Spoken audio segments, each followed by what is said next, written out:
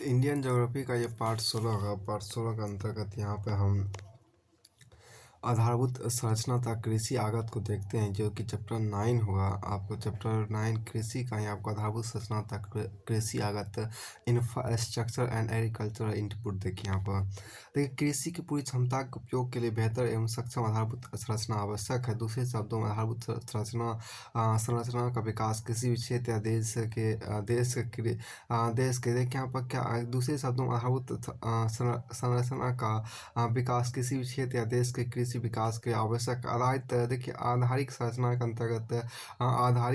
के अंतर्गत सिंचाई की सुविधा, विद्युत की उपलब्धता, सड़क, बाजार, गोदाम, साख की सुविधा, अनुसंधान तथा फसल बीमा को सम्मिलित किया जाता है। देखिए हम सिंचाई देखिए यहाँ पर क्या कि सिंचाई कृत्रिम क्या कृत्रिम विधियों जैसे नहर, नलकूप, तालाब आदि द्वारा पौधों को जल उपलब्ध कराने को सिंचाई कहते हैं। भारत के विविध भाग में कृषि वर्षा आधारित है। मानसून का असफल होने पर फसल अच्छी नहीं होती। भारतीय मानसून का व्यवहार बहुत ही अनिश्चित है। अधिक वर्षा बाढ़ का कारण हो सकती है, लेकिन अल्प वर्षा वास्तव में फसल उत्पादन में भारी कमी कर सकती है और इस अवस्था में फसल पूरी तरह बर्बाद हो सकती है। यहाँ इस तरह देखें, इस समस्या का समाधान देश में सिंचाई सुविधाओं को बढ़ाकर किया जा सकता है। एक तरफ सिंचाई नए क्षेत्र को कृषि एक तरफ सिंचाई नए क्षेत्र को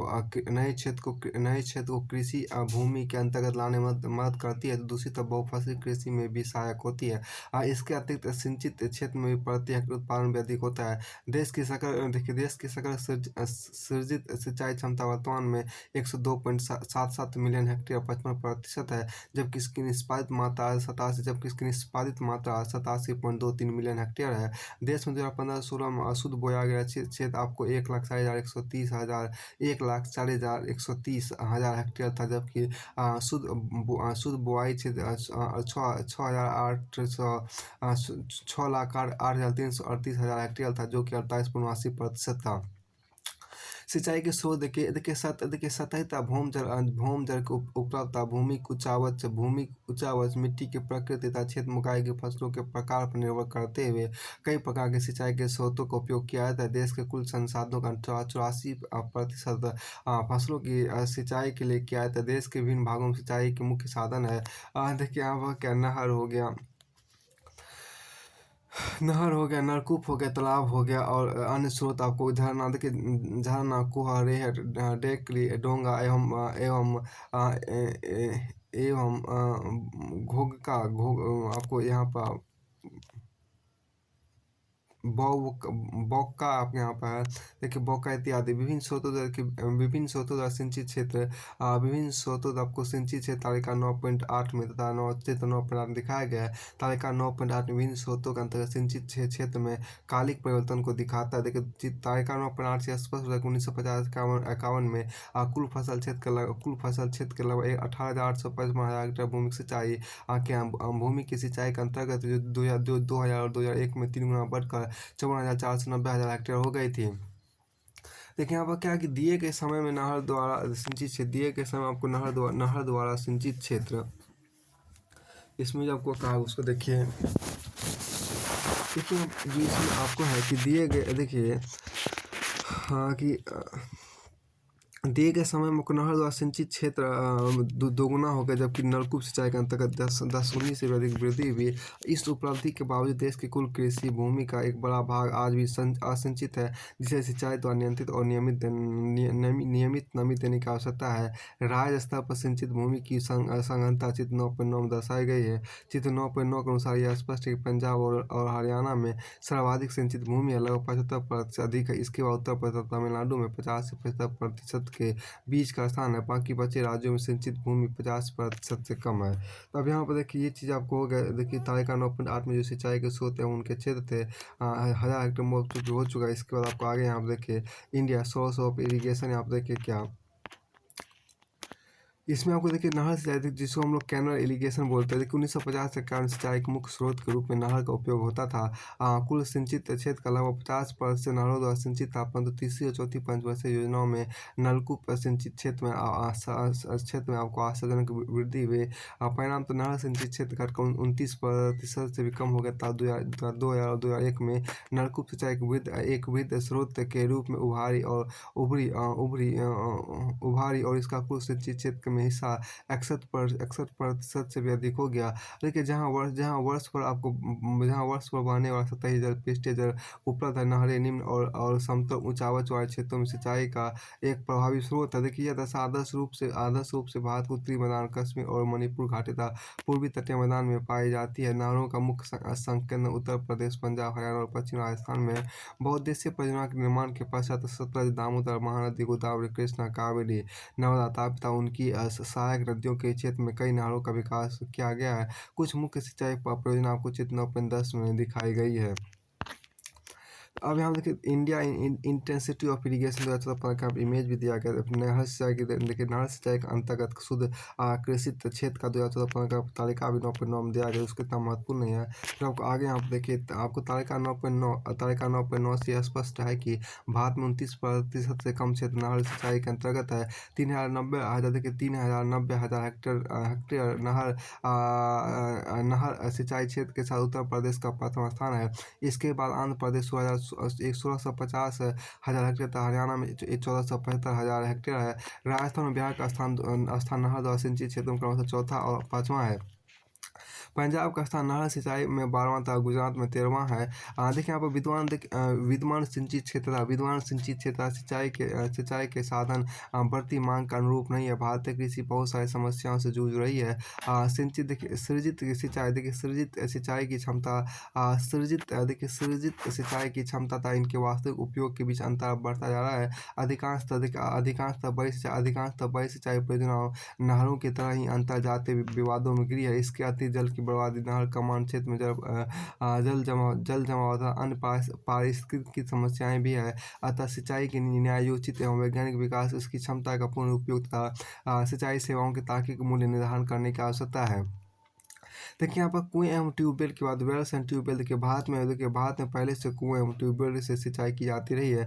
भूमिगत भूमिगत जल के प्रयोग के लिए पारेरहट, पर्सन वाचे देखिए चरस या मोट तथा ट्यूबवेलों का प्रयोग किया जाता था। इसके देखिए क्या जाता था इनके अतिरिक्त सतलज, गंगा के मैदानों में ट्यूबवेल सिंचाई काफ़ी प्रचलित था। देश की कुल सिंचित भूमि का लगभग 61% हिस्सा ट्यूबवेल सिंचाई से सिंचित किया जाता था। देखिए हम ट्यूबवेल से देखें यहाँ पर ट्यूबवेल सिंचाई का देखें यहाँ पर ट्यूबवेल सिंचाई का सबसे आसान तरीका ट्यूबवेल है। इसे कम समय में लगाया जा सकता है। हालांकि खर्चीला होता है, तब भूमिगत जल को कम करता है। देखिए यहाँ पर क्या विशेष रूप से 2009 के अकालग्रस्त समय में ट्यूबवेल सिंचाई की सबसे प्रमुख समस्या यह है कि इसे भूमिगत जल को निकालने के लिए काफ़ी अधिक ऊर्जा की आवश्यकता होती है, जिसके लिए किसानों को डीजल या बिजली पर खर्च करना पड़ता है। इसके कारण ऊर्जा के साधन महंगे हो रहे हैं। ट्यूबवेल सिंचाई के अंतर्गत सबसे अधिक क्षेत्र उत्तर प्रदेश का है। इसके बाद राजस्थान, पंजाब, मध्य प्रदेश, गुजरात, बिहार, आंध्र प्रदेश में हरियाणा का स्थान है। देखिए यहाँ पर क्या कि तालाब से सिंचाई, देखिए टैंक इरिगेशन देखिए भारत के कुछ क्षेत्रों में विशेष रूप से प्रायद्वीपीय भारत में सिंचाई का एक प्रमुख साधन देखिए कुल सिंचित क्षेत्र का लगभग 4.5% भाग इसके अंतर्गत आता है। तालाब से सिंचाई में सबसे अधिक क्षेत्र आपको आंध्र प्रदेश में 32% है। इसका तमिलनाडु 28% है। पश्चिम बंगाल 14% है। कर्नाटक 9.3% है। उत्तर प्रदेश 7%, मध्य प्रदेश 6.5% है। उड़ीसा या महाराष्ट्र का स्थान आपको है। परंतु कई तालाब ऐसे होते हैं जो गर्मियों में सूख जाते हैं, जब उस समय सिंचाई के जल की अधिक आवश्यकता होती है। यह सिंचाई की एक महंगी एवं समय लगने वाली तकनीक है, देखिए जिसे थोड़े से क्षेत्र में ही सिंचाई की जा सकती है। फिर आपको देखिए यहाँ पर मैप है, इंडिया एक्सटर्नल इरीगेशन का मैप बनाया गया है। फिर आपको आगे देखिए नहर सिंचाई का भी तालिका 9.10 में आपको दिखाया गया है। चित्र 9.10 में आपको नहर सिंचाई का मैप है। आपको देखिए विद्युत पावर इलेक्ट्रिसिटी देखिए विद्युत पावर इलेक्ट्रिसिटी देखिए विद्युत को पता कृषि पैटर्न या कृषि उत्पादन के लिए एक महत्वपूर्ण कारक है। देखिए एक महत्वपूर्ण कारक है। सामान्यतः सामान्यतः खेती के लिए बिजली अधिक मिलने मिलने पर पैदावार भी अधिक होती है। देखिए कार सड़कें देखिए यहाँ पर रोड्स देखिए साफ़ सुथरी, देखिए साफ़ सुथरी एवं मजबूत पक्की सड़कों का नेटवर्क किसी क्षेत्र की कृषि के विकास में महत्वपूर्ण भूमिका निभाता है। भारत में सड़कों का सर्वाधिक घनत्व पंजाब, हरियाणा एवं केरल में है। इसी वजह से इन राज्यों का देखिए औसत अनाज उत्पादन राष्ट्रीय औसत से अधिक है, राष्ट्रीय औसत से अधिक है। यहाँ हम देखिए क्या कि देखिए चित्र पंडित की प्रमुख सिंचाई परियोजना देखिए यहाँ पर साख क्रेडिट की बात यहाँ पर की गई है। देखिए यहाँ पर साख या क्रेडिट देखिए क्या किसानों को भिन्न अवधि के लिए तो भिन्न आवश्यकताओं के ऋण की आवश्यकता होती है। प्रथम तो उससे छोटी अवधि 15 माह तक के ऋण वर्तमान उत्पादन की आवश्यकताओं की आपूर्ति के लिए चाहिए। जैसे देखिए जैसे बीज खाद कीटनाशक विद्युत डीजल गोबर कृषि औजारों की मरम्मत तथा भाड़े के श्रमिकों को वेतन देने के लिए तथा फसल की कटाई और अपने परिवार को उपभोग की आवश्यकताओं को पूरा करने के लिए द्वितीय से मध्यम अवधि 5 वर्ष तक के ऋणों की आवश्यकता होती है। पशुओं की खरीद कृषि कार्य कुआं खोदने या देखिए अन्य लघु सिंचाई कार्य तथा भूमि में वास्तु सुधार के तथा अंततः उसे लंबी अवधि 5 वर्ष अधिक के लिए भी ऋण की आवश्यकता होती है। देखिए भूमि की खरीद देखिए यहाँ भूमि के खरीफ नलकूपों में आवश्यक विनिवेश कृषि मशीनरी और बागवान तथा अन्य ऋणों को चुकाने के लिए यहाँ देखिए क्या बागवान तथा अन्य ऋणों को चुकाने के लिए इसमें देखिए क्या कि देखिए इस सुविधा देखिए यहाँ पर क्या इस सुविधा के अभाव इसमें जो आपको कहा इस सुविधा के अभाव कृषक अधिकांशतः निजी ऋणदाताओं साहूकार व्यापारियों कमीशनदाता संबंधियों से ऋण लेते हैं। भारतीय ऋण सर्वेक्षण 1951-52 दिखाता है कि किसानों द्वारा कुल ग्रामीण ऋण का प्राय 70% निजी ऋणदाता 14.2% संबंधियों से, 5.5% दलालों से, 3.1% सहकारी संस्थाओं से, 3.3% सरकारी संस्थाओं तथा 4.2% अन्य संस्थाओं से लिया गया है। साहूकार ऋण पर गैर कानूनी धोखे से अत्यधिक ब्याज वसूल करते हैं और अक्सर किसान की पूरी संपत्ति हड़प को उसे कंगाल बना देते हैं। वर्तमान में किसान व्यावसायिक तथा क्षेत्रीय बैंक से कृषि ऋण ले रहे हैं। देखिए यहाँ पर कृषि और ग्रामीण विकास के राष्ट्रीय बैंक नाबार्ड के स्थान 2 जुलाई 1982 को की गई थी। आज देखिए यह भारतीय रिजर्व बैंक के पूर्ववर्ती कार्य जैसे कृषि विकास ऋण ग्रामीण योजना और साख से और कृषि पुनर्वित्त और विकास निगम के कार्य करता। देखिए किसान क्रेडिट कार्ड योजना 1998-99 के बजट के दौरान घोषित हुई थी। यह योजना आपको national bank for agriculture and Kusal development द्वारा तैयार की गई थी। एक फसल ऋण 3 लाख रुपए तक देना जो किसानों को सहायता प्रदान करेगा। यह कार्य 5 वर्षों के लिए वैध है। देखिए यहाँ पर क्या 20,349 करोड़ रुपए की राशि भारत सरकार द्वारा स्वीकृत की गई है। इस बात पर जोर दिया गया है कृषि ऋण का सबसे बड़ा अनुपात सीमांत और छोटे किसानों के पास आना चाहिए। अनुसंधान और विस्तार देखिए यहाँ पर नए बीजों का विकास और विस्तार सेवा उल्लेखनीय रूप से कृषि उत्पादकता को बढ़ाती है। कृषिविदों देखिए यहाँ पर कृषिविदों के अनुसार देखिए क्या कि कृषिविदों के अनुसार उच्च पैदावार वाली किस्में हर 3 साल के बाद पुरानी हो जाती है। पुरानी बीजों को नए बीजों में बदलना आवश्यक है जिसके अनुसंधान और विस्तार सेवाओं की आवश्यकता होती है। देखिए फसल बीमा देखिए क्रॉप इंश्योरेंस के बाद देखिए फसल बीमा का प्रारंभ भारत सरकार द्वारा 1985 में किया गया। देखिए आने वाले वर्षों में इसमें कई बार संशोधन भी किए गए। वर्तमान में कार्यान्वित राष्ट्रीय कृषि बीमा योजना NAIS को वर्ष 1999 से 2000 के रबी फसलों से लागू किया गया। इस योजना के प्रमुख उद्देश्य निम्न प्रकार है। प्राकृतिक आपदाओं की स्थिति में फसल के नुकसान को बीमित करना। दूसरा किसानों को भूमि देखिए किसानों को पुनः कृषि कार्य करने के संस्थागत ऋणों को उपलब्धि कराना। तीसरा देखिए कृषिगत कार्यों को प्रोत्साहित करना। देखिए इस नई योजना के अंतर्गत सभी अनाज और बागवानी फसल इत्यादि को शामिल करने की योजना है। इसके अंतर्गत राज्य सरकारों का अनुरोध पर संबंधित फसलों को इसके अंतर्गत शामिल करने का प्रावधान है। इसके अंतर्गत ऋणी एवं गैर ऋणी दोनों ही प्रकार के किसान अपने कृषिगत उत्पादों का बीमा करा सकते हैं। इस बीमा योजना को सरकारी बीमा कंपनी भारतीय कृषि बीमा कंपनी लिमिटेड AICIL द्वारा कार्यान्वित किया जा रहा है। देखिए प्रधानमंत्री फसल बीमा योजना देखिए 13 जनवरी देखिए 13 जनवरी 2016 के देखिए 13 जनवरी 2016 को लागू की गई देखिए लागू की गई जैसा रिपोर्टेड है कि खरीफ 2017 34.77 करोड़ किसानों की बीमा सुरक्षा दी गई और 13.79 करोड़ अवान्वित हुई। इस योजना का मुख्य उद्देश्य और तथ्य निम्नलिखित है। उद्देश्य देखिए आपका किसानों की सुरक्षा और वित्तीय सहायता प्रदान करना जब उनकी फसल प्राकृतिक विपदा, कीटनाशक और रोगों से बर्बाद हो गई हो। किसानों की आमदनी का स्वामित्व किसानों की नवीन प्रवर्तन और आधुनिक कृषि पद्धतियों को प्रोत्साहित करना। फिर देखिए कृषि सेक्टर में साख की गति सुरक्षित करना। अब विशेषतः क्या देखिए किसानों का 2% खरीफ को फसल और 1.5% रबी की फसल का एक समान प्रीमियम होगा। देखिए वार्षिक व्यावसायिक और देखिए स्थानीय फसल का 5% प्रीमियम देना होगा। फिर देखिए किसानों द्वारा प्रीमियम की दर बहुत कम है और प्रीमियम का बकाया सरकार के द्वारा अदा किया जाएगा। देखिए बीमा राशि किसी प्राकृतिक आपदा से किसानों की फसल बर्बाद होने पर किसानों को अदा करेगी। प्रारंभ से प्रीमियम दर का कम करने वाला प्रावधान था, जिसमें कम रकम किसानों को दी जाती थी। अब इसे समान कर दिया और इस किसानों को बिना कटौती के पूरा भुगतान मिलेगा। देखिए प्रौद्योगिकी के प्रयोग ने काफ़ी हद तक प्रोत्साहित किया। स्मार्टफोन, सुंदर संवेदन टोन और GPS तकनीक के प्रयोग से इसमें फसल कटाई के और रकम के सभी आंकड़े आपको अपलोड करेगा।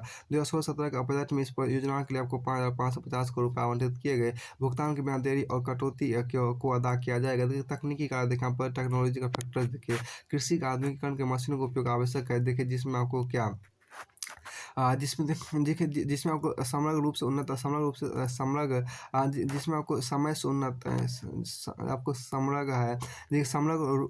तकनीक है जिसमें आपको देखिए यहाँ पर उन्नत तरीके से खेती की जा सके तथा एवं उत्पादन को बढ़ाया जा सके, हानि को कम किया जा सके। पारंपरिक रूप से देखिए यहाँ पर क्या कि पारंपरिक रूप से भारत के किसान मानवीय या पशुओं से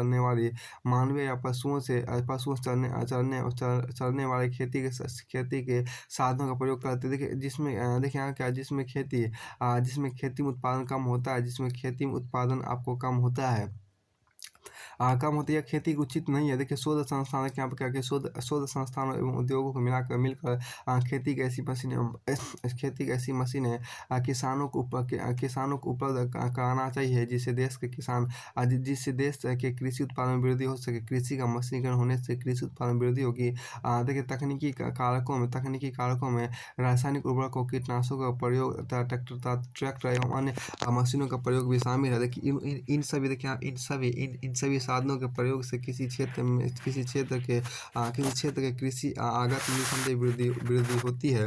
देखिए यहाँ पर क्या अभिनव प्रवर्तन उदाहरण निम्नलिखित है।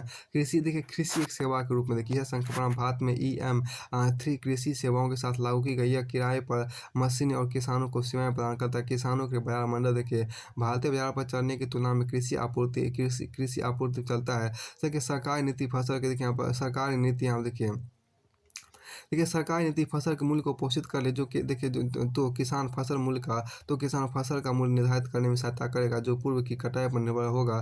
देखिए यहाँ पर क्या संकर मॉडल विशाल आंकड़े और एकीकरण सहायक होगा। सब्जी व देहात मेरा किसान को चालू करेगा जो उदाहरण कृषि महत्वपूर्ण है। कृषि हेतु अब देखिए किसान सुविधा पूसा कृषि एक किसान अनुप्रयोग फॉर्म पेड या सत्कारी मासिक फसल बीमा मोबाइल ऐप जैसे विविध ऐप है जिन्हें चालू किया गया जो किसानों को उनके मोबाइल सेटों पर जुड़ने से सुविधा प्रदान करेगा। जलवायु स्मार्ट कृषि देखिए CSA देखिए जलवायु स्मार्ट कृषि एक उपगमन है जो कार्य करता है कृषि पद्धति में परिवर्तन था कृषि पद्धति में परिवर्तन था पुनः स्थापन को प्रभावशाली ढंग से विकास को सहायता और खाद्य सुरक्षा के लिए खाद्य सुरक्षा के नाम दर्शक का जलवायु स्मार्ट कृषि उद्देश्य का सामना करना है। देखिए देखिए यहाँ पर जीवन धारणा करने देखिए जीवन धारणा करने योग्य बढ़ती कृषि उत्पाद और आमदनी को प्राप्त कर जलवायु परिवर्तनों से पूर्व अवस्था में कायम स्वरूप और स्वरूप के और जहाँ तक संभव है ग्रीन हाउस प्रभाव को रोक सके। देखिए भारत में हरित क्रांति, देखिए यहाँ पर क्या कि भारत में हरित क्रांति ग्रीन रिवॉल्यूशन इन इंडिया। देखिए आपको देखिए यहाँ पर क्या कि भारत में हरित क्रांति ग्रीन रिवॉल्यूशन इन इंडिया। देखिए स्वतंत्रता से पहले से ही भारत स्वतंत्रता से पहले से ही खाद्य समस्या से जूझ रहा था।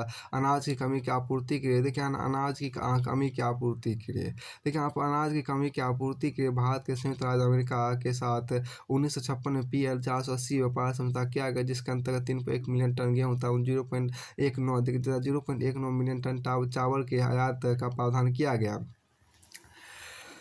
हाँ 1962 देखिए 1962-63 में देखिए 1962-63 में भीषण सूखा देखिए यहाँ पर 1962-63 में भीषण सूखा पड़ने के कारण कोपेरनिकस बंधु पैडोक ब्रोदर्स ने भारत में अकाल पड़ने की भविष्यवाणी की और कहा कि 1975 तक भारत में माल्थस का सिद्धांत लागू हो जाएगा।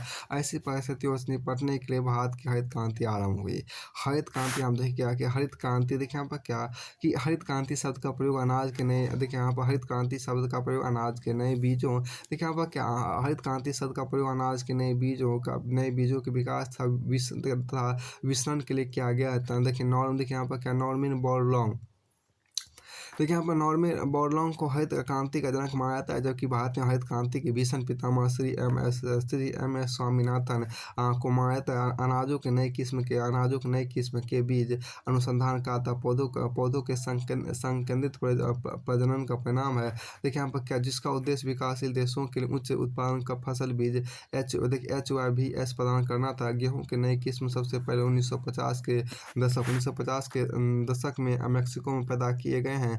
चावल के किस्म जैसे आपको IR8 मिरेकल राइस 1960 के दशक में अंतर्राष्ट्रीय चावल अनुसंधान संस्थान मनीला फिलीपींस में पैदा IRRI किए गए। पिछले 40 वर्षों में नए बीजों के कारण पैदावार में हुई वृद्धि प्रभावशाली कृषिगत उत्पादन खासकर गेहूं एवं चावल में अत्यधिक बढ़ोतरी दर्ज की गई था। इसे हरित क्रांति कहा गया है।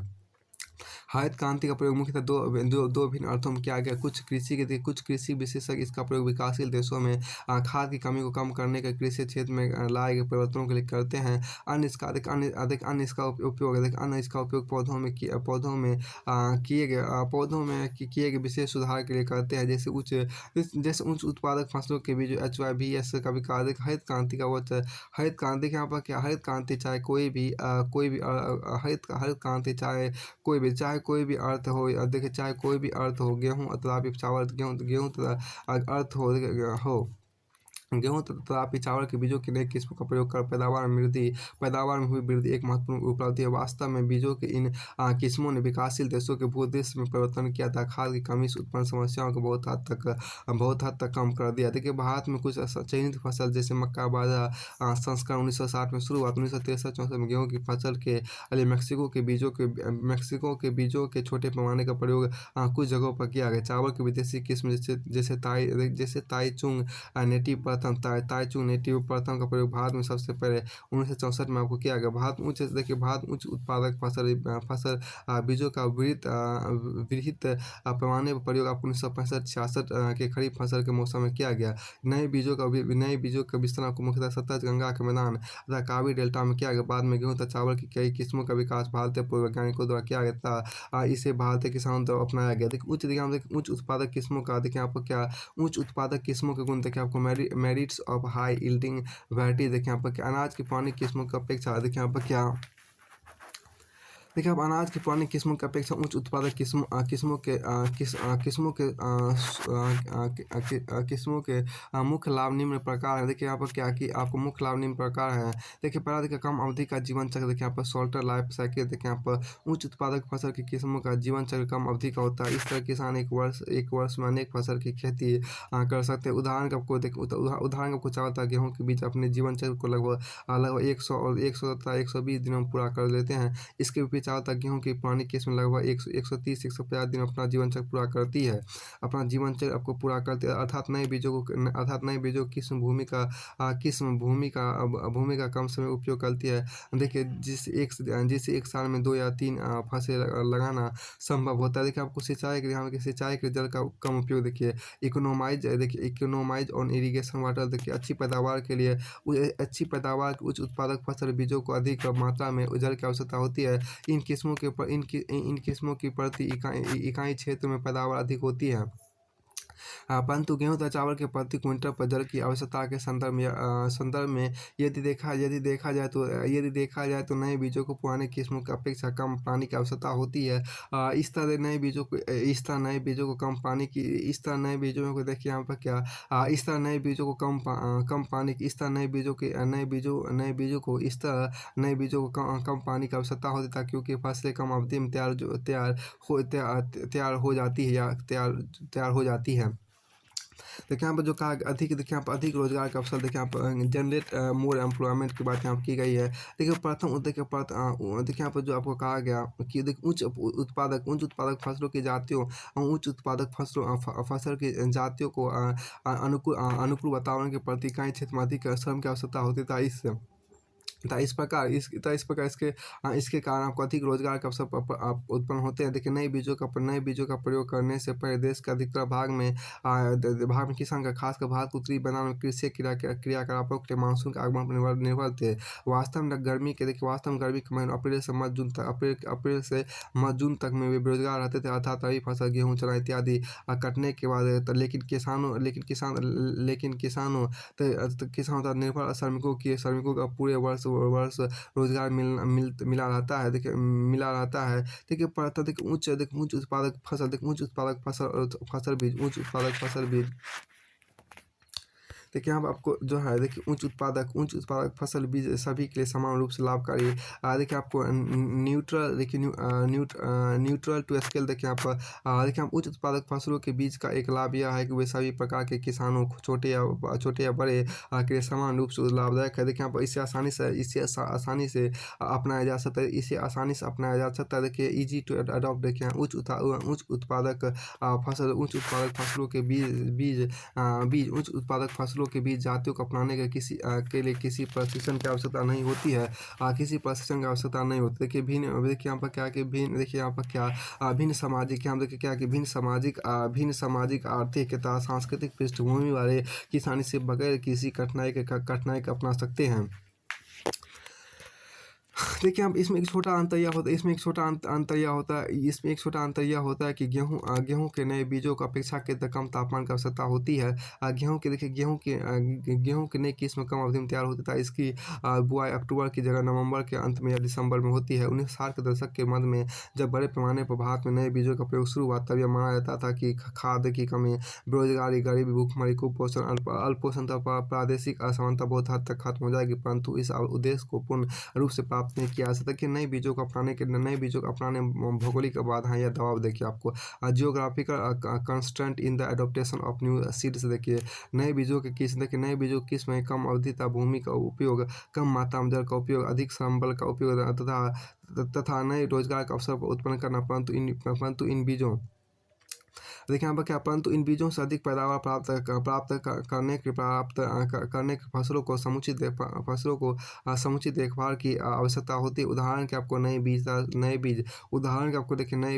बीज सूखा तथा बाढ़ के लिए कम प्रतिरोधी है। इन्हें एक कुशल जल प्रबंधन रासायनिक खाद तथा कीटनाशकों की आवश्यकता होती है। किसानों द्वारा इन निवेशों में किसी तरह की कमी उत्पादन को बहुत हद तक घटा सकती है। संतोषजनक कृषि परिणाम प्राप्त करने के कीमती निवेशों की समय पर आवश्यकता होती है, जिसके लिए समुचित अधिशेष पूंजी चाहिए। नए बीजों से अच्छे पैदावार के निम्नलिखित आवश्यक है। आपको सिंचाई इरिगेशन देखिए यहाँ पर देखिए यहाँ पर क्या नए नए बीजों के देखिए ना आपको नए बीजों की सफलतापूर्वक खेती की सबसे प्रमुख आवश्यकता सिंचाई है।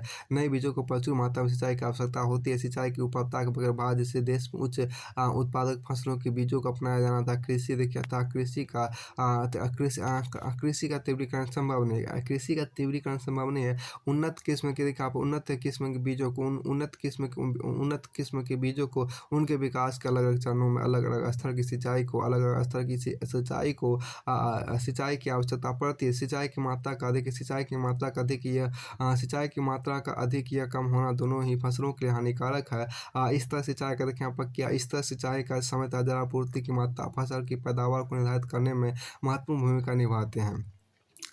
देखिए यहाँ पर क्या उदाहरण देखिए यहाँ पर क्या उदाहरण के लिए आपको गेहूँ देखिए उदाहरण के लिए आपको उदाहरण के गेहूँ के उदाहरण के आपको गेहूँ उदाहरण के आपको गेहूँ के उदाहरण के लिए आपको गेहूँ के संदर्भ में उपयुक्त समय तथा सिंचाई के बीच अंतर पैदावार को 50% से अधिक बढ़ा देता है। यदि अन्य निवेश से खाद यदि देखिए यहाँ पर यदि अन्य निवेश से खाद इत्यादि का उपयोग नहीं किया गया हो तो भी बुआई के 3 हफ्ते बाद भी बुआई के 3 हफ्ते बाद गेहूँ की पहली सिंचाई पैदावार को 30% देखिए 30% बढ़ा देती है। इसके देखिए आप इसके अतिरिक्त संबंधित निवेश जैसे रासायनिक खाद तक कीटनाशक अच्छी तरह काम तभी करते हैं यदि फसल देखिए यहाँ पर क्या देखिए यहाँ पर यदि फसल को समय पर सिंचाई प्रदान की गई हो। सिंचाई के बगैर अन्य निवेश का कारगर नहीं होते हैं। नियंत्रित सिंचाई के बिना किसान को भूमि से उचित पैदावार नहीं मिलती है। रासायनिक खादों की उपलब्धता देखिए अवेलेबिलिटी ऑफ केमिकल फर्टिलाइजर्स देखिए यहाँ पर समय के साथ मृदा की प्राकृतिक उर्वरता घट जाती है। उत्तरी भारत के विशाल मैदान जैसे प्रदेश में जहाँ कृषि क्रियाकलाप पिछले 5000 वर्षों से चला आ रहा है। मृदा की उर्वरता घट गई है। मृदा की उर्वरता को पुनः बढ़ाने के लिए भूमि को परती छोड़ना आवश्यक है या फिर इन पर खाद गोबर वनस्पति खाद और रासायनिक खाद का प्रयोग कर इसकी उर्वरता को पुनः वापस लाया जा सकता है। अधिक उच्च उत्पादक फसल बीजों HYYS के पौधे का तना छोटा होता है। इनका सख्त तिनका होता था। इन पर खाद का भारी मात्रा में प्रयोग असरदार होता है। इन छोटे पौधों की हंगरी वैरायटी जो कहा जाता है जिन्हें रासायनिक देखिए यहाँ पर क्या जिन्हें रासायनिक खादों के रूप में अधिक जिन्हें रासायनिक खादों के रूप में अधिक ऊर्जा खाद की आवश्यकता होती है। इसके विपरीत यदि परंपरागत फसलों की किस्मों पर अधिक मात्रा में खाद का प्रयोग किया गया तो वर्षा होने पर यह फसल खेत में लेट लॉज हो जाती है। फलस्वरूप प्रति इकाई क्षेत्र पैदावार घट जाती है। देखिए यहाँ पर जो आपको देखिए नियंत्रित सिंचाई के यहाँ पर क्या नियंत्रित सिंचाई के क्षेत्र में गेहूं तथा चावल के नए बीजों के लिए उपयुक्त रासायनिक खाद की मात्रा आपको NPK के रूप में पंजाब हरियाणा उत्तर प्रदेश के कुछ समृद्ध किसान फसलों पर रासायनिक खाद का प्रयोग निर्धारित मात्रा में करते हैं। फिर आपको आगे यहाँ पर क्या देखिए आपको क्या नए बीजों के आपको रासायनिक खाद NPK की मात्रा क्रमशः आपको 90.45 से 90:45 kg प्रति हेक्टेयर होना चाहिए। भारत में औसत रासायनिक खाद का उपयोग 140 किलो प्रति हेक्टेयर है। 2014-15 में रासायनिक खाद के उत्पादन में भारत का चीन तथा संयुक्त राज्य अमेरिका के पश्चात तीसरा नंबर तथा रासायनिक खाद के इस्तेमाल में चीन रासायनिक खाद के इस्तेमाल में चीन के पश्चात दूसरा नंबर आपको देखिए देश में उर्वरकों की सकल खपत 2014-15 में प्रति हेक्टेयर NPK पोषक तत्वों के साथ लगभग 150 किलोग्राम थी। राय देखिए यहाँ पर क्या राय देखिए आपको राज उर्वरकों की खपत के आंकड़े अलग अलग है। पंजाब में यह लगभग आपको 238 किलोग्राम प्रति हेक्टेयर, आंध्र प्रदेश में 225 किलोग्राम प्रति हेक्टेयर, हरियाणा में 220 किलोग्राम प्रति हेक्टेयर, तमिलनाडु में 210 किलोग्राम प्रति हेक्टेयर। इसी अवधि 2014-15 में उर्वरकों की सबसे कम खपत अरुणाचल प्रदेश और नागालैंड में रही है, जहाँ प्रति हेक्टेयर 5 किलोग्राम उर्वरकों का उपयोग किया गया। रासायनिक उर्वरकों के अलावा 2017-18 में कार्बनिक उर्वरकों की बिक्री का प्रक्षेप नीचे दिया गया है। देखिए यहाँ पर क्या देखिए नीम 130 मीट्रिक टन, जैव उर्वरक 300 मीट्रिक टन, कार्बनिक खाद 6000 मीट्रिक टन, नगर कंपोस्ट 8000 मीट्रिक टन। 2017 में क्या आंकड़ों से विदित होता है कि क्रमशः 80.55 मीट्रिक टन, 110.7 7,974 मीट्रिक टन और 712 मीट्रिक टन और 7,974.30 मीट्रिक टन था। देखिए यहाँ पर देखिए यह प्रवृत्ति इंगित करती है कि रासायनिक उर्वरकों के कारण होने वाले स्वास्थ्य पर पड़ने वाले दुष्प्रभाव के कारण कार्बनिक और देखिए यहाँ पर क्या कि पड़ने वाले दुष्प्रभाव कारण कार्बनिक की और स्थानांतरण की और देखिए यहाँ देखिए क्या कि रासायनिक उर्वरकों के कारण होने वाले स्वास्थ्य पर पड़ने वाले दुष्प्रभाव के कारण कार्बनिक की और स्थानांतरण की जो और झुकाव उसका संकेत देती है। भारत सरकार अक्टूबर 2016 में पायलट बेसिस पर उर्वरक सब्सिडी के लिए प्रत्यक्ष लाभ अंतर डीबीटी प्रणाली शुरू की। इस प्रस्तावित उर्वरक डीबीटी कार्यक्रम के अंतर्गत उर्वरक कंपनियों अपनी वास्तविक बिक्री पर फुटकर विक्रेताओं को 100% विभिन्न उर्वरक ग्रेडों की सब्सिडी दी जाएगी। जबकि पौधों की सुरक्षा के आपको रसायन देखिए प्लांट प्रोटेक्शन केमिकल्स देखिए यहाँ पर नए बीज बहुत सूक्ष्म होते हैं, अर्थात ये नाशक जीवों तथा बीमारियों के प्रति अति संवेदनशील होते हैं। सिंचित खेत जिनमें भारी मात्रा में दिन में भारी मात्रा में ऊर्जा निवेश खाद एनपीके के प्रयोग होता है। एक सूक्ष्म जलवायु उष्णता आदि उत्पन्न करते हैं जो फसलों को तीव्र गति से बढ़ने में मदद करते हैं। यही पर्यावरण की कीटनाशक जीवों की संख्या में वृद्धि के लिए भी अनुकूल है। ये यहाँ पर कीटनाशक जीव फसलों को नुकसान पहुँचाते हैं तथा पैदावार को बहुत हद तक घटा देते हैं। नाशक जीव तथा पेड़ देखिए यहाँ पर क्या कि नाशक जीव तथा कीड़ों से हुए खतरों को रसायनों के प्रयोग से कम किया जा सकता है। इस समस्या का निदान या तो बीमारी प्रतिरोधी बीजों को विकसित करके किया जा सकता है या विभिन्न फसलों के लिए निर्धारित कीटनाशकों तथा कीटनाशी को उपयुक्त समय पर छिड़काव करके किसानों को फसलों की बीमारी तथा उन्हें नियंत्रित करने वाले रसायनों के बारे में विस्तृत जानकारी होनी चाहिए। यदि कीटनाशकों तथा कीटनाशी का समय पर छिड़काव नहीं किया गया तो संपूर्ण गांव प्रदेश की फसल नष्ट हो सकती है। चूँकि फसलों की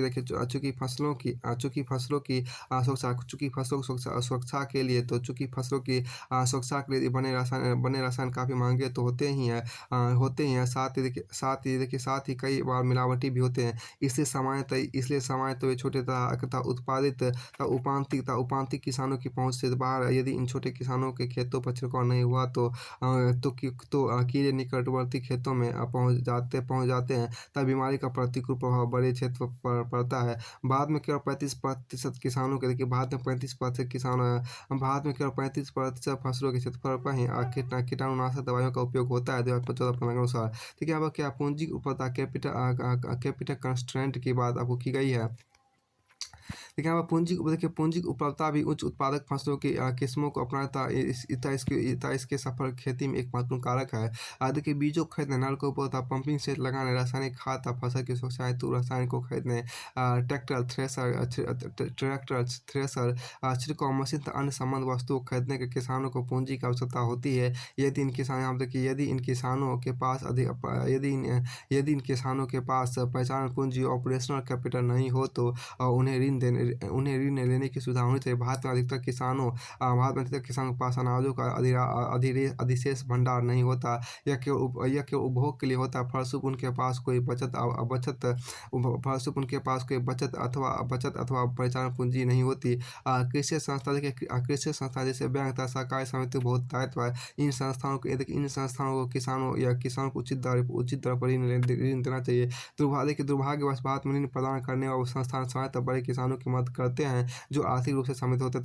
राजनीतिक रूप से फलस्वरूप गरीब तथा छोटे किसान पूंजी जैसे निवेश के लाभ से वंचित रह जाते हैं। इसलिए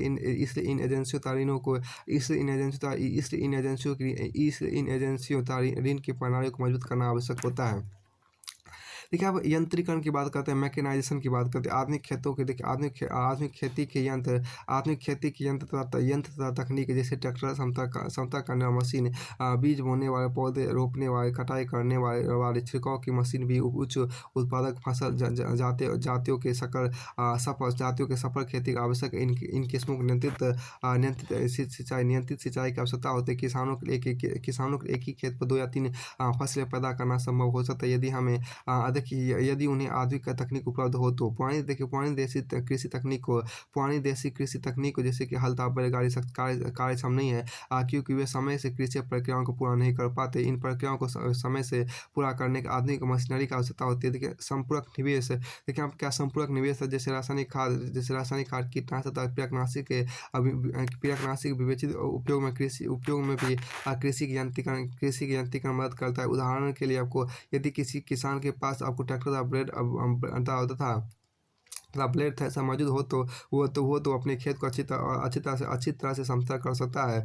ये कुछ यंत्र मशीनरी जो किसानों की कार्य क्षमता बढ़ाने में मदद करते हैं, वे हैं खाद तथा बीजों के लिए ड्रिल, फसलों की देखिए आप क्या फसलों की सुरक्षा के उपकरण, वह डनलप गाड़ी, थ्रेसर, ट्रॉली, ठेला, दवाई छिड़काव की मशीन तथा ट्रैक्टर।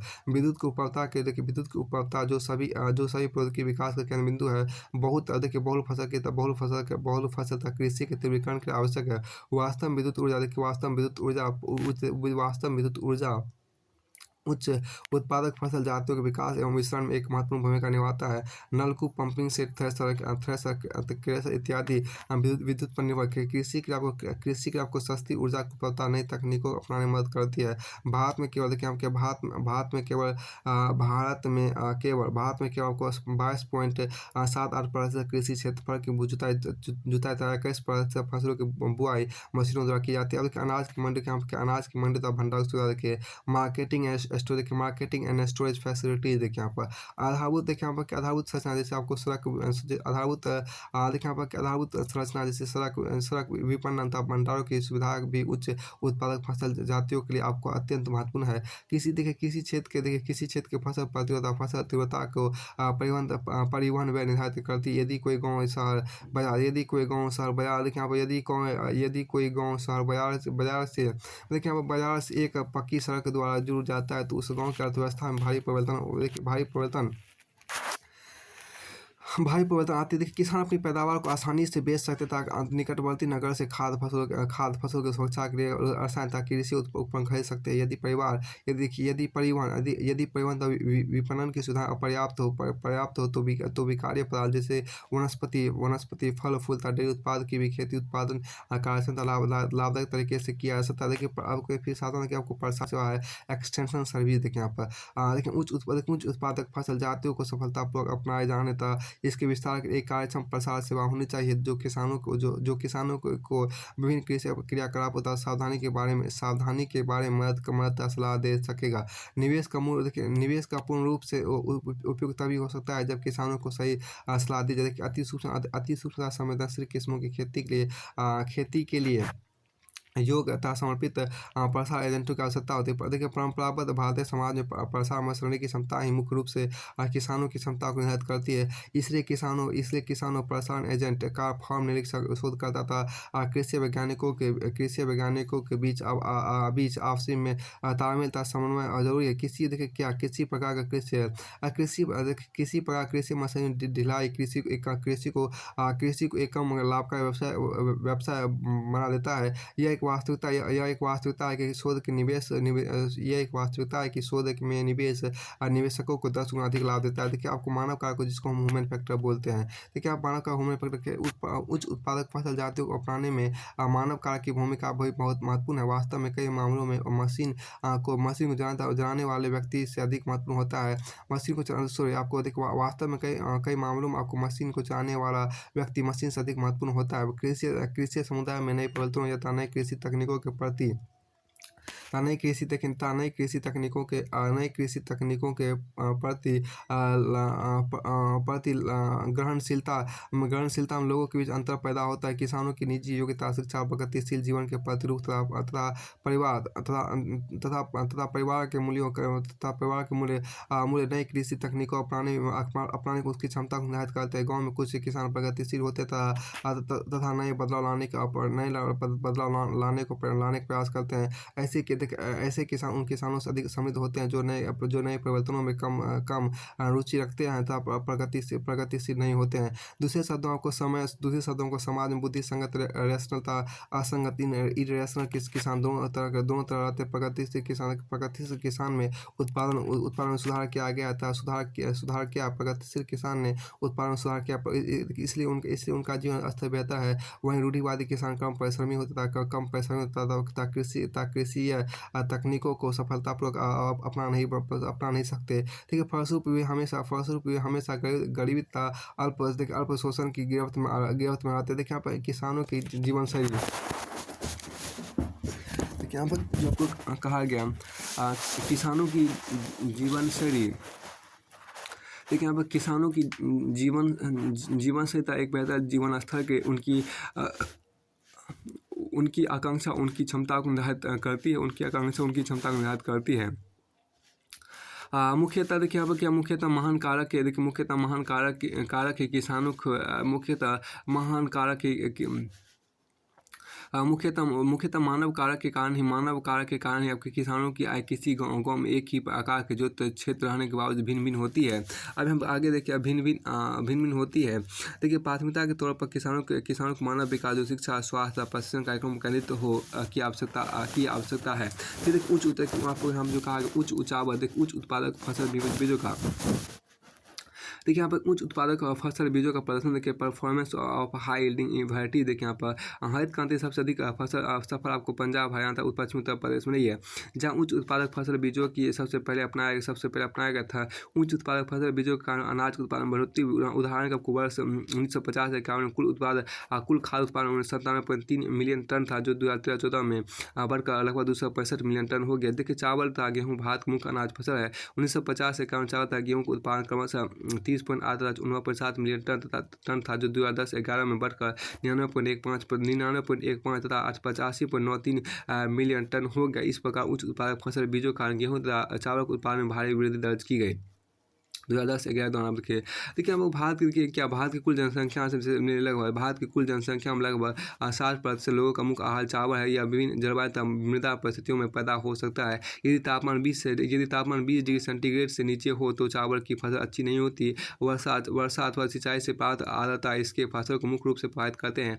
चावल की खेती भारत के लिए सभी राज्यों में होती है। नए बीजों को अपनाने के बाद पंजाब, हरियाणा तथा पश्चिम उत्तर प्रदेश के फसल चावल खेती की महत्व बढ़ गया है। चितनौपन बात देखिए यहाँ पर चितनौपन की तुलना करने से देखा जा सकता है कि चावल की खेती का विस्तार पंजाब, हरियाणा तथा पश्चिम उत्तर प्रदेश में महत्वपूर्ण रूप से हुआ है। दिलचस्प बात यह है कि चावल की सबसे अधिक प्रति एकड़ पैदावार पंजाब के किसानों से प्राप्त होती है, जो इसकी खेती में नलकूपों से सिंचाई की सहायता प्राप्त करते हैं। वास्तव इन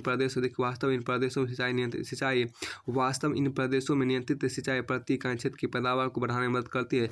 चावल के क्षेत्र प्रतिशत भागीदारी को तालिका 9.10 में दर्शाया गया है। देखिए यहाँ पर फसल आपके यहाँ फिर है आपको देखिए क्या कि फसल प्रति 16 तक आपको यहाँ तालिका देखिए इसका इतना महत्वपूर्ण नहीं है। देखिए तालिका 9.10 में यह स्पष्ट देखा जा सकता है कि 2016-17 में आपको 110.15 मीट्रिक टन चावल का उत्पादन हुआ, 98.32 मीट्रिक टन गेहूँ का उत्पादन हुआ। अब देखिए यहाँ पर ज्वार, बाजरा तथा मकई की खेती क्रमशः 6.6% से 5% 4% क्षेत्रफल पर हुई। तो वहीं दलहन की खेती को 12% अधिक क्षेत्रफल पर हुई। अधिक हिस्से पर आपको देखिए इंडिया राइस कंसंट्रेशन इमेज आपको दिया गया है। चित 9.2 चावल संकेंद्रण आपको यहाँ पर है। तो वर्ष 1950 से 2010-11 तक अनाज उत्पादन के तुलनात्मक आंकड़ों को तालिका 9.11 में आपको दर्शाया गया है। तालिका 9.11 आपको यहाँ पर 1950-2016-17 तक अनाज उत्पादन में आपको मिलियन टन में उसका तुलनात्मक अध्ययन दिया गया। उसका जरूरत नहीं, आप आगे चलिए। इसमें देखिए आपको तालिका 9.11 में देखा जा सकता है कि देश में चावल का उत्पादन वर्ष 1950 से 51 वर्ष 1950 से 51 30.8 मिलियन टन था, जो 2016-17 में बढ़कर लगभग 110.15 मिलियन टन हो गया। यद्यपि देश के सभी राज्यों में चावल उत्पादन में वृद्धि दर्ज की गई, परंतु पंजाब तथा हरियाणा में यह वृद्धि अनुपात से कहीं अधिक है, जिसका मुख्य कारण इस क्षेत्र में पर्याप्त नियंत्रित सिंचाई है, जो इसके खेती के आवश्यक है। हाल ही में भारतीय चावल अनुसंधान संस्थान ने चावल के नए बीजों का आविष्कार किया है। देखिए हम जिससे चावल उत्पादन 6 पॉइंट जिससे चावल उत्पादन आपको 67 टन प्रति हेक्टेयर हो जाएगा। यह प्रति हेक्टेयर औसत चावल उत्पादन से लगभग 3 गुना अधिक है। देखिए चावल के बाद गेहूँ, चावल के बाद गेहूँ भारत का दूसरा सबसे अधिक उत्पादन किया जाने वाला अनाज है। देश के कुल खाद्यान्न उत्पादन, देखिए यहाँ पर क्या देश के कुल खाद्यान्न उत्पादन के गेहूँ की देश के कुल खाद्यान्न उत्पादन में गेहूँ का योगदान लगभग 34% है। हरित क्रांति से के बाद की अवधि में गेहूँ के प्रादेशिक वितरण को चित्र 9.15 में दिखाया गया। तालिका 9.11 इसके उत्पादन में वृद्धि को दिखाया गया है। फिर आपको आगे हम देखें तालिका 9.11 में देखा जा सकता है कि भारत में गेहूँ एक ऐसी फसल है जिसके उत्पादन में अधिकतम वृद्धि हुई है। गेहूँ को उत्पादन 1950 से 9.7 मिलियन टन था, जो 2016-17 में बढ़कर 98.36 मिलियन टन हो गया। देखिए गेहूँ वितरण का प्रारंभिक प्रतिरूप आपको गेहूँ के समग्र विस्तार को दिखाया है। यह विस्तार को पश्चिमी राजस्थान के गंगानगर जिले से लेकपुर दीमापुर नागालैंड तक हुआ था। उत्तर में शुरू नुब्रा घाटी, लद्दाख में सिंधु की सहायक नदियों से लेकर दक्षिण आपको महाराष्ट्र, आंध्र प्रदेश, कर्नाटक तक हुआ। अब गेहूँ के विस्तार तक सतत गंगा के मैदान में इसकी अधिक पैदावार को देखते हुए कहा जा सकता है कि पंजाब हरियाणा तथा पश्चिम उत्तर प्रदेश चावल के उत्पादन का मुख्य क्षेत्र बन गया है। वहीं गेहूं का देखिए यहाँ पर क्या वहीं गेहूं का विषण आपको उत्तर पश्चिम भारत के इसके परंपरागत गढ़ से सभी दिशा में हुआ है। अन्य फसलों को मक्का बाजरा तक के उत्पादन प्रति का यहाँ पर पैदावार में वृद्धि हुई। देखिए दलहन के उत्पादन पर हरित क्रांति का कोई प्रभाव नहीं पड़ा है। फिर आपको आगे यहाँ कहा गया देखिए आपको इमेज भी आपको 9.16 में आपको चावल एवं गेहूँ के उन्नत किस्म का विषय आपको ध्यान दिया गया। अब क्या हरित क्रांति फसल चक्र देखिए green revolution and rotation of crops यहाँ देखिए भारत में अधिकतर किसानों द्वारा फसल चक्र अपनाया गया। फसल चक्र मुख्य उद्देश्य आपको जहाँ एक तरफ कृषि से अधिक लाभ प्राप्त करना है, वहीं दूसरी ओर मृदा की उर्वरता को कायम रखना है। इस तरह फसल चक्र कृषि को धारणीय बनाता है। लेकिन फसल चक्र का महत्व उन क्षेत्रों में अधिक है जहाँ पर एक वर्ष में किसान 2 या 2 से अधिक फसल उगाते हैं। देखिए यहाँ पर हरित क्रांति से अधिकतर भारतीय किसान जीविका के लिए खेती करते हैं। फसलों को मुख्यतः आपको निजी उपभोग के लिए पैदा किया जाता है उन क्षेत्रों में। देखिए आप उन क्षेत्रों में जहाँ हरित क्रांति सफल है, कृषि एक व्यवसाय बन गया है, तब बाजार की मांग को देखते हुए किसान अपना ध्यान कुछ फसलों को पैदा करने पर ही केंद्रित कर रहे हैं। हरित क्रांति क्षेत्र में किसान खरीफ के मौसम प्राय चावल तथा रबी के मौसम में गेहूँ का उत्पादन करते हैं। ये दोनों फसलें आपको उर्वरताहारी स्वर एक्सहाउस्टिव है।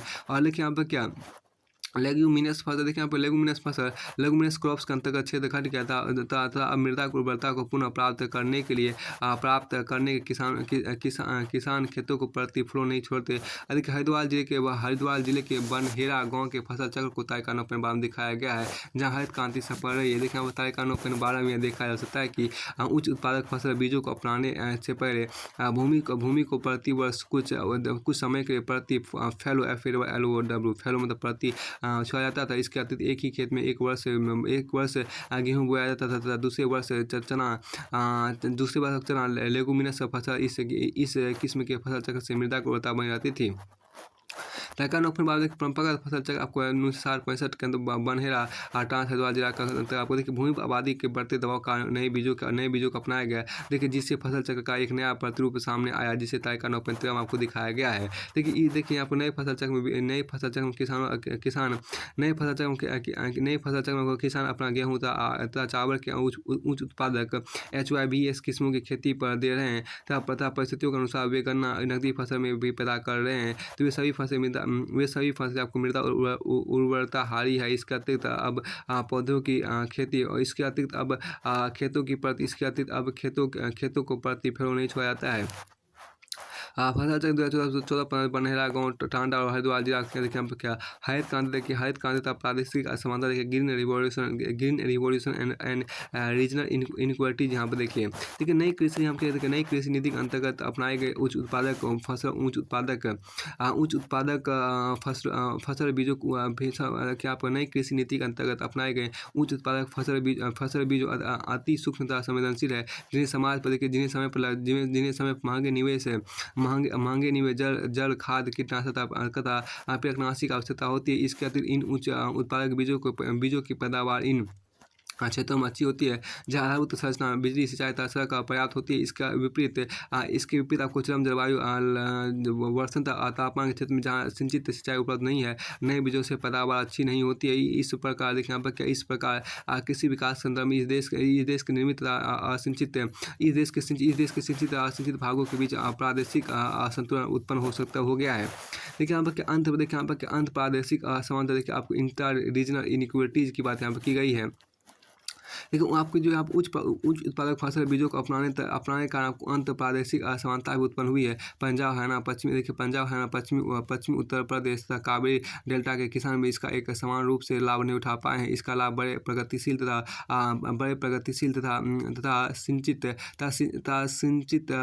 तथा शिक्षित किसानों को हुआ है। शुष्क उत्पादक फसल जातियों को अपनाने वाले किसानों को अधिक लाभ हुआ। छोटे तथा सीमांत किसानों को देर से इन बीजों को अपनाने वाले किसानों को अधिक लाभ नहीं हो पाए। इस तरह इन फसल जातियों का किसान पर एक समान प्रभाव नहीं पड़ा है। आपके अंतर फसल असमानता देखिए, आपको इंटर क्रॉप डिस्पैरिटीज देखिए, असमानता डिस्पैरिटीज बोलते हैं। गेहूँ, चावल, मक्का तथा बाजरा के उत्पादन तथा उत्पादकता में वृद्धि हुई है, परंतु कई अनाज तथा नकदी फसल दलहन देखिए, जो तिलहन, सूरजमुखी, मूंगफली इत्यादि है, जिनका उत्पादन संतोषजनक नहीं रहा है। खरीफ दलहन के मामले में सुधार की आवश्यकता है। ये आवश्यक है कि देखिए यहाँ पर क्या, ये आवश्यक है प्रत्येक कृषि जलवायु प्रदेश के उच्च उत्पादक दलहन की जातियों का विकास किया गया। देखिए किसान तथा भूमिहीन श्रमिकों पर हरित क्रांति का प्रभाव है। देखिए यहाँ पर क्या कि कृषि उत्पादन में वृद्धि करने के उद्देश्य से जब 1960 के मध्य में पैकेज प्रोग्राम की शुरुआत की गई, तो यह माना जा रहा था कि नए बीजों से होने वाले लाभ सभी के लिए समान होंगे, परंतु वास्तव में ऐसा हो ना सका। भारत में चार वर्गों के किसान, बड़े किसान, दूसरा मध्यम किसान, तीसरा छोटे किसान, चौथा आपको सीमांत किसान, जिसको मार्जिनल फार्मर्स बोलते हैं। मार्जिनल फार्मर उन्नत बीजों की किस्मों से सभी को एक समान लाभ नहीं हुआ। विभिन्न वर्गों के किसानों पर निर्भर श्रमिकों पर हरित क्रांति के प्रभाव की विवेचना नीचे दी गई है। देखिए बड़े किसान की बात करते हैं। देखिए भारत में बड़े किसान की परिभाषा अलग अलग राज्यों में भिन्न भिन्न है। उदाहरण के आपको केरल में 10 एकड़ या इससे अधिक भूमि वाले किसानों को बड़े किसान के वर्ग में रखा गया है, परंतु पंजाब, हरियाणा तथा राजस्थान में ये किसान मध्यम अथवा छोटे किसान के वर्ग के अंतर्गत आते हैं। उन क्षेत्रों के अध्ययन से जहाँ हरित क्रांति सफल रही है, यह पता चला है कि बड़े किसान इस कार्यक्रम का सबसे अधिक लाभ उठा पाए हैं। हरित क्रांति के शुरुआती चरण में बड़े किसानों ने बीजों में HYBS